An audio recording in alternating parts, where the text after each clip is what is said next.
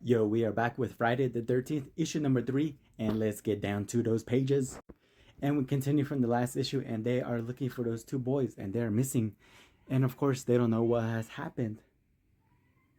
And yeah, so they're just looking for them because they need them to, help them work. And so they're just rambling on with, all together, deciding whether or not to go look for them or not, fuck them, whatever, they don't need help or whatever. But that's what the whole page is. And so they decide to split up, but of course there I don't know why these guys are friends. Why are they even of course I forgot they're here to work. I forgot they're not all here to, be friends. But of course there's a lot of steaming hot pot. But I'm really loving these title drops. They're really amazing. And I don't even know what I said on that last. And that's where we see Sally and Mike. They take off to town, to look for the boys to see if they're at the bus station. And yeah, the dialogue is really heavy dialogue on this issue.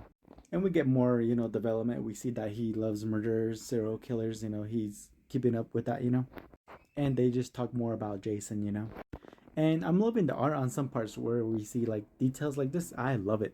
And that's where they almost hit that animal, and that's where the Jason mask right here that we see, it falls out, and that's where she sees it, and she gets pissed, because he is a Jason fanatic, and she's just like all creeped out.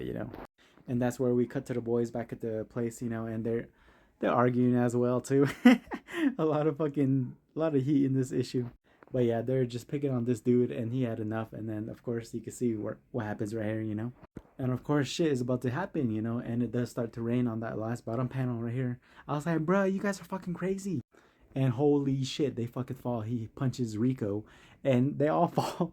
And that's where we see the Assassin's Creed haystack right there save them.